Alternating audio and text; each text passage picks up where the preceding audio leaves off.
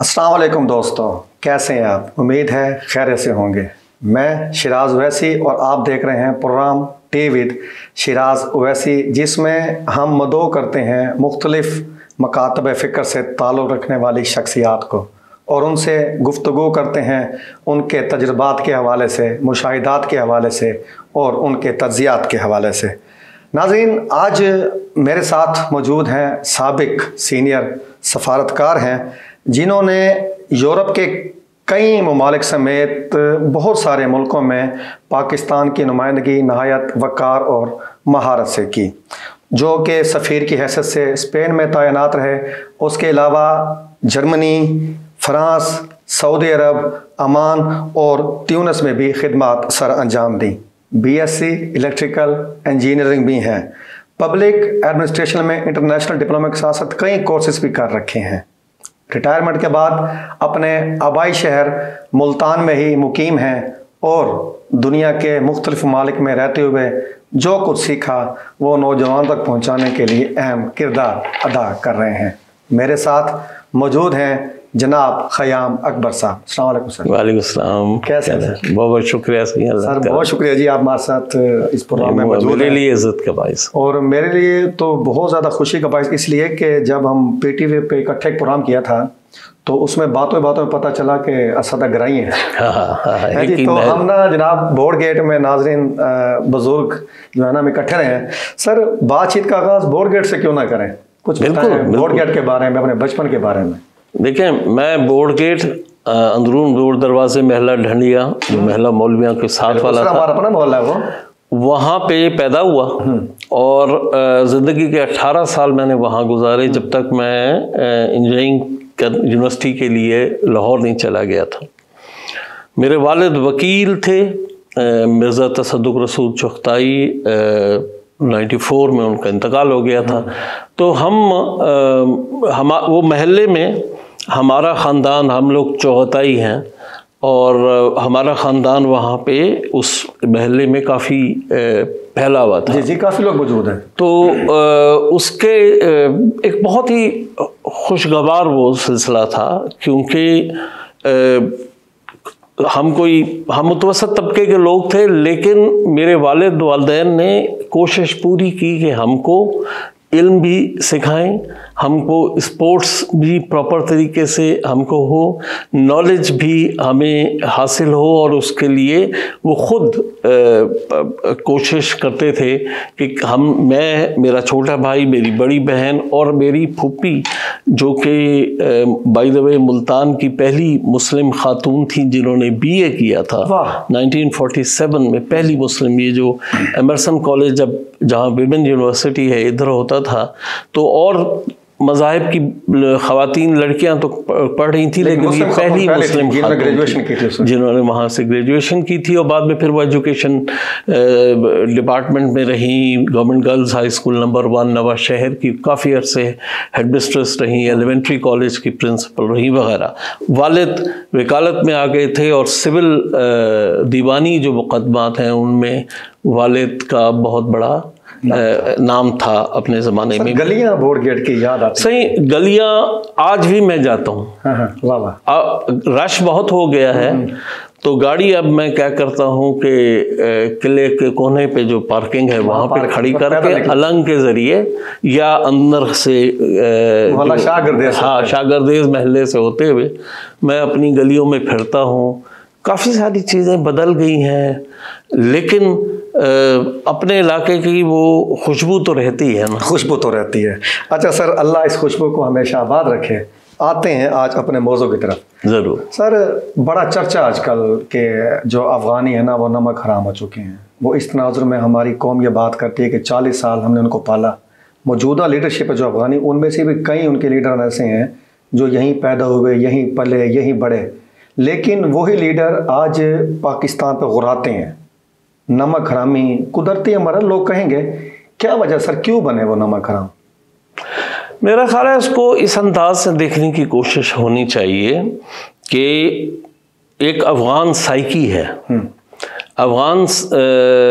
अफ़गानिस्तान की और अफ़गानिस्तान की जितनी भी लीडरशिप है, चाहे वो शाह के उसके ज़ाहिर शाह के ज़माने में थी या बाद में जो सोशलिस्ट हुकूमतें आई उन ज़माने में थी या बाद में मुजाहिदीन, यानी जो भी लीडरशिप है, उनकी अपनी एक सर्टन अंदाज है सोचने का कि अफ़गानिस्तान हम आज़ाद हैं और हम पे कोई भी अगर इस तरह आके हम पे बात करे जो कि हमको फील हो कि आज़ादी से हमें हटाया जा रहा है, तो हमने रेजिस्ट करना है, हमने उसका जवाब नहीं है।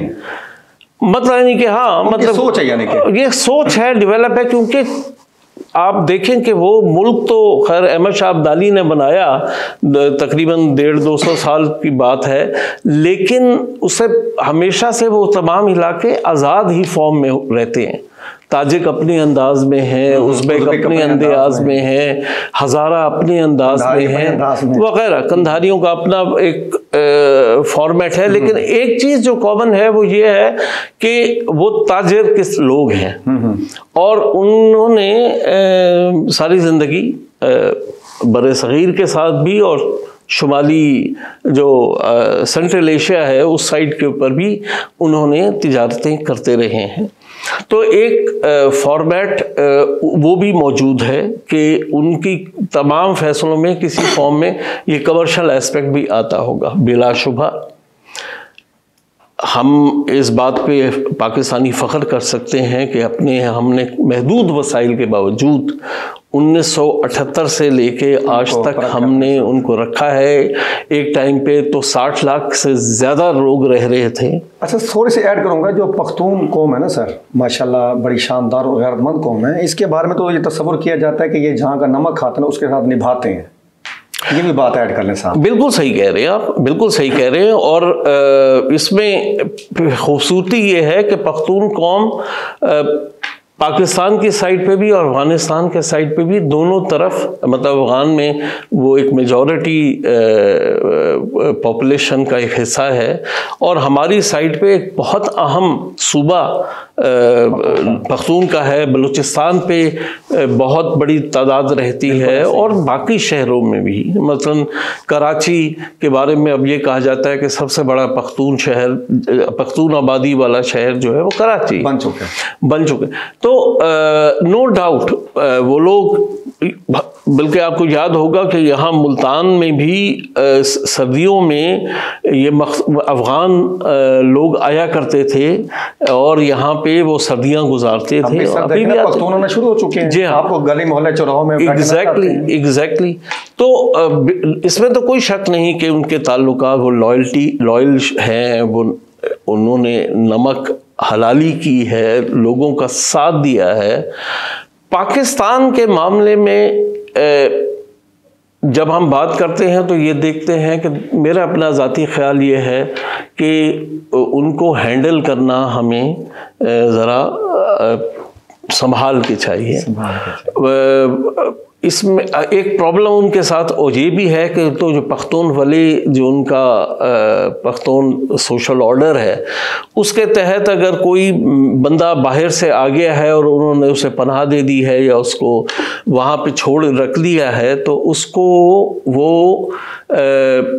अगर उसको दूसरे आके उस बंदे को वापस मांगना चाहें तो ज़रा मसला हो जाता है। सर ये देखें, वो उनको पता है ना कि जब पनाह दें, पनाह पे तो दे के की जा सकती है ना। उन्होंने जिन लोगों को पनाह दी वो हमें नुकसान पहुंचा के गए थे। अब यहाँ पे ये बात आती है, यहाँ बात ये आती है कि पिछली हुकूमत भी और मौजूदा तालिबान की जो हुकूमत है, इंटरिम गवर्नमेंट जिसे कहते हैं, वो ना सिर्फ उनको पनाह दे रहे हैं और जो एलिमेंट्स पाकिस्तान के ख़िलाफ़ काम कर रहे हैं, पाकिस्तान की रियासत के ख़िलाफ़ काम कर रहे हैं और पाकिस्तान को नुकसान पहुंचाने की कोशिश कर रहे हैं, क्योंकि उनके जहन के मुताबिक शायद पाकिस्तान का निज़ाम नहीं है। लेकिन इसमें अफसोसनाक बात यह है कि तालिबान, जिनको हमने इंटरनेशनल रिकग्निशन के लिए भी कोशिश की, जब वो मुश्किल हालात में थे, हमने उस टाइम पे भी बावजूद दुनिया की मुखालफत के हमने उनके साथ ताल्लुकात सही रखे, वो अब ये बात नहीं मान रहे, जो कि एक अफसोसनाक बात है और बहुत ही मेरे ख्याल से एक शर्मनाक बात भी है, क्योंकि फिर वही जो बात आप यानी कि आपकी जो टोटल बात है उसका खुलासा ये है कि उन्होंने उन एहसानात का बदला वैसे नहीं दिया जो बतौर इंसान, बतौर एक पख्तून कौम उनको देना चाहिए था।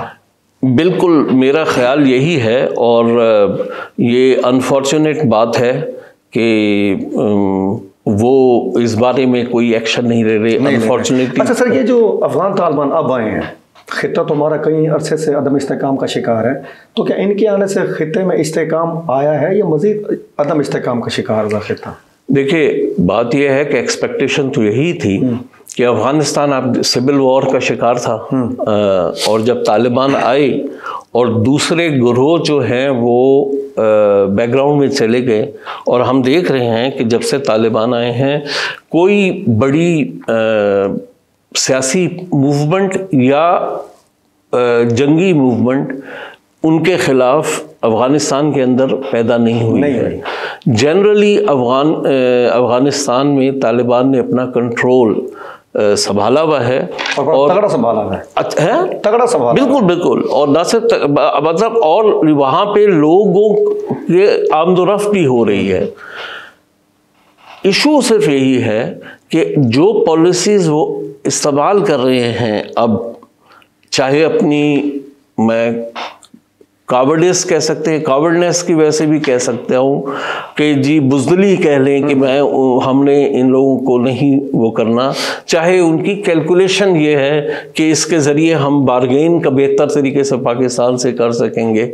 हर दो सूरतों में तालिबान की पॉलिसी सस्टेनेबल नहीं है, और ये उनके लिए नुकसानदेह होगी, और उनके लिए बिलाशुबा नुकसानदेह है, तो रीजन पे तो असर होगा ना। सर, इकबाल का बड़ा मशहूर ज़माना फ़िक्र है, अफ़गान बाकी कौसार बाकी, यानी कि अगर अफ़गानिस्तान में अमन है तो दुनिया जन्नत है।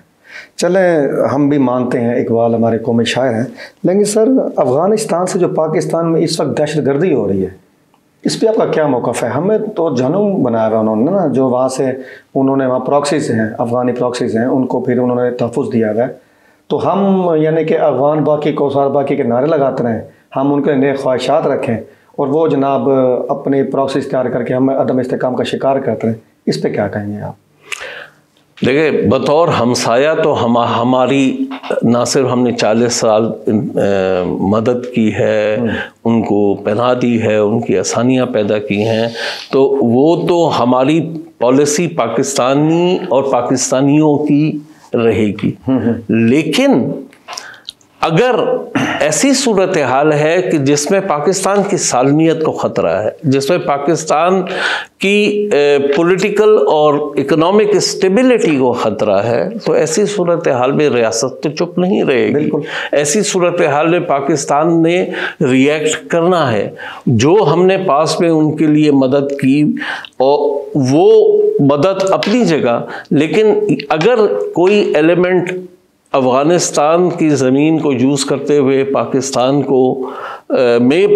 में तकलीफ़ें और मुश्किलात पैदा कर रहे हैं, तो उसके लिए तो जवाब भरपूर जाएगा। यानी कि रियासत की पॉलिसी क्लियर है, आप समझते हैं? जी बिल्कुल ठीक, मेरा ख्याल है कि बिल्कुल क्लियर है। अपने घर से बेहतर कोई चीज़ नहीं, एज सिंपल एज दैट। वो हमारे दोस्त हमसाए ज़रूर हैं, लेकिन अगर उनके घर से मेरे घर में पत्थर आ रहे हैं, तो मैंने उसका कोई ना कोई सद्देबाब करना सर। अच्छा सर, अमेरिका का इनखला हुआ, तो उसके बाद ना अफगानिस्तान की सूरत हाल के तनाज़ुर में पाकिस्तान को कई चैलेंजेस का सामना करना पड़ा।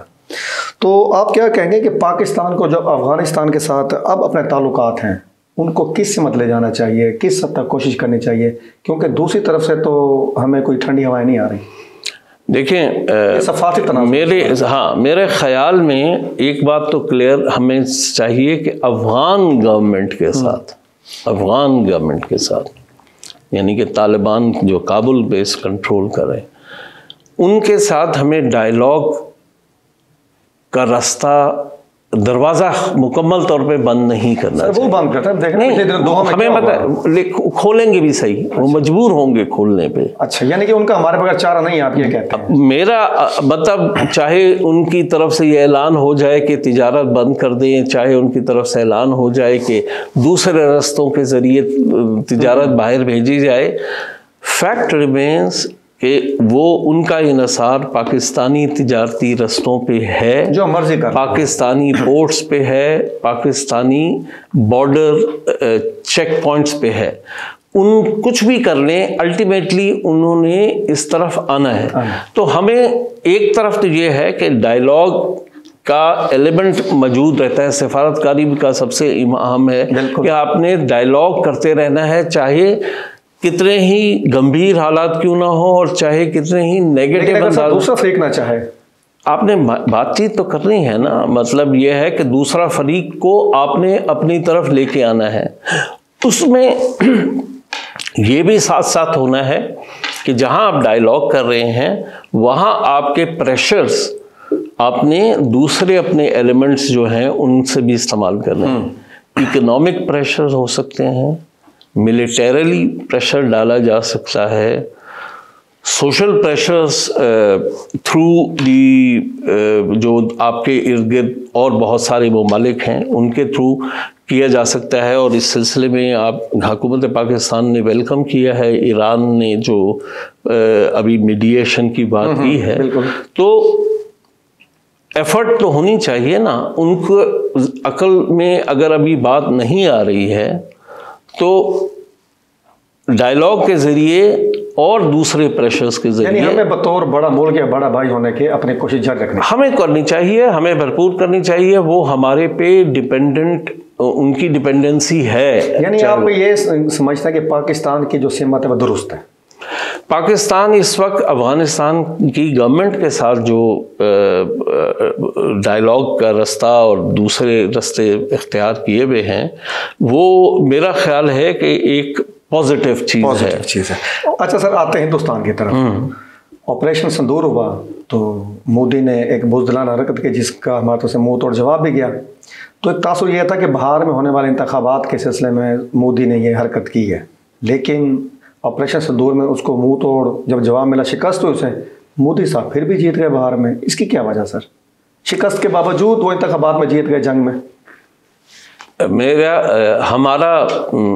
ज़ाती एनालिसिस ये है कि हम बहुत ज़्यादा इस चीज़ को हाईलाइट कर रहे थे या हमने उस पर ज़्यादा ओवर कैलकुलेट कर लिया था कि शायद ऑपरेशन सिंदूर का नेगेटिव इम्पैक्ट इंडिया पे पड़ेगा।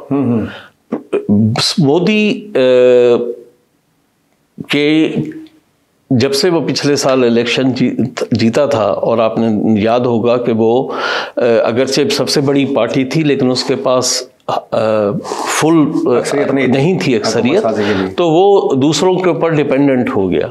तो मोदी उस वक्त से उसकी पार्टी ये कोशिश कर रही थी कि जो बड़े बेशंस हैं वहाँ पे, बड़े रियासतें हैं इंडिया की, उधर अपना कंट्रोल कायम रखे या उसको कंसोलिडेट करे। उस सिलसिले में डेफिनेटली उसने वहाँ पे इकोनॉमिक इंसेंटिव्स, पॉलिटिकल इंसेंटिव्स सब दिए। उसकी जो कोलिशन पार्टनर्स हैं वो भी उसके हिसाब से रहे। बल्कि ऑपरेशन सिंदूर, चूँकि वहाँ का मीडिया मोदी की सपोर्ट में बेतहाशा बात करता है, तो ऑपरेशन सिंदूर को भी वो एक किस्म की अपनी कामयाबी बना के पेश करते रहे। हम अभी तक देख रहे हैं कि वक्तन फ़वक्तन कभी उनका एयरफोर्स का चीफ, कभी उनका आर्मी का चीफ इस तरह बात करता है जैसे प्रोपेगेंडा वॉर में वो जी वो मोदी की खूबसूरती जो है ना, मतलब अनफॉर्चुनेटली हमारे लिए उसकी हरकतें पाकिस्तान के लिए बहुत ही ख़तरनाक हैं, लेकिन उसकी जो खूबसूरती है वो यही है कि वो प्रोपेगेंडा का मास्टर है और उसके मास्टर है। अच्छा सर, बाकी हालात पे तो बहुत सी बातें हो चुकी, जो भी थे पीछे गुजरे, लेकिन अब मौजूदा हालात के तनाजुर में आप क्या समझते हैं, क्या भारत के साथ मुज़ाकरात की जो बहाली है मुमकिन नज़र आती है आपको? मुझे फ़िलहाल तो नज़र नहीं आती। बात सिंपल सी है, देखें अगर आपको याद होगा कि ऑपरेशन जो भारत से ऑपरेशन सिंदूर कहते हैं, हमारे मई की जो पाक भारत जंग है, उसके बाद सीज़ फायर के टाइम पे ये बात तय हुई थी कि पाकिस्तान और भारत डायलॉग की टेबल पे आएंगे। लेकिन इमीडिएटली हमने देखा कि भारत ने बाद में इनकार करना शुरू कर दिया कि ऐसी बात नहीं थी, हमने कोई डायलॉग की बात नहीं है वगैरह वगैरह। और मोदी की मुतवातिर यही पॉलिसी रही है 2016 से, तो हमने कोई डायरेक्ट डायलॉग है नहीं पाकिस्तान इंडिया का। और जब तक मोदी है और जब तक उसका फॉरेन मिनिस्टर मौजूद है, मुझे बहुत हैरानी होगी मेरे लिए कि डायलॉग अगर हो जाए। ठीक हो गया सर। तो सर ये जो आलमी ताकतों की बात करते हैं, वो अमेरिकी सदर ट्रंप हैं, वो आपको पता है हर हफ्ते 10 दिन बाद 6 त्यारे, 7 त्यारे, 8 त्यारे के शूले छोड़ते रहते हैं, जिसको एंजॉय करते हैं हमारे समेत कई लोग। लेकिन अब हम इस पर ना संजीदा बात करें कि जो आलमी ताकतें हैं बाशमूल अमेरिका, वो पाक भारत कशीरी को कम करने में संजीदा है भी सही, या सिर्फ यही फुलझड़ियाँ छोड़ते रहेंगे?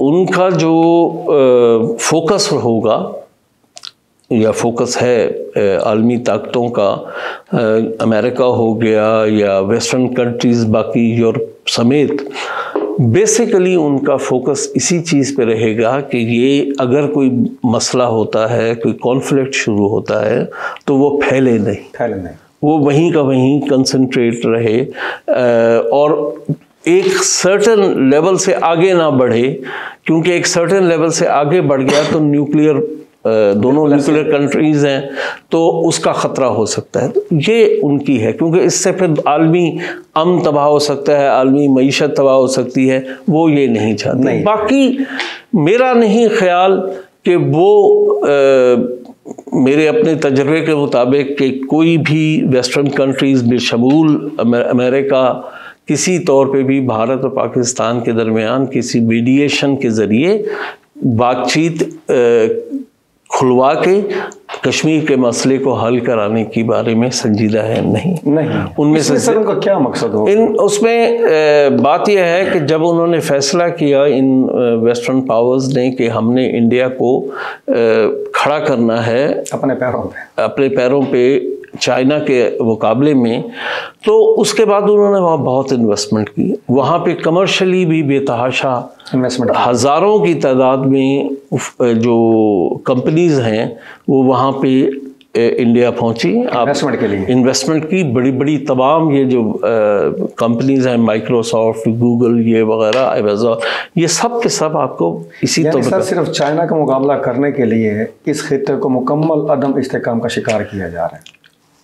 बिल्कुल, लेकिन वो अपने पर्सपेक्टिव से देख रहे हैं। अच्छा, बदकिस्मती से उनके लिए और खुशकिस्मती इन जनरल फॉर चाइना और बाकी रीजन के ममालिक के लिए, भारत उस लेवल से ना तरक्की कर पा रहा है, ना वो अपने आप को as a power, regional power के तौर पे प्रूव कर पा, यानी उसने अपने आप को उसका काबिल साबित नहीं किया, लेकिन उन पे इन्वेस्टमेंट लगी भी है। अब कैसे ज़ाया करें? और वो इस इन्वेस्टमेंट को ज़ाया नहीं करना चाहते हैं, इसीलिए वो कश्मीर के मामले में भी यही कहते हैं कि बायलैटरली बात करो, इसलिए वो बाकी मामलात के ऊपर भी उनकी पोजीशन को पाकिस्तानी पोजीशन के मुकाबले में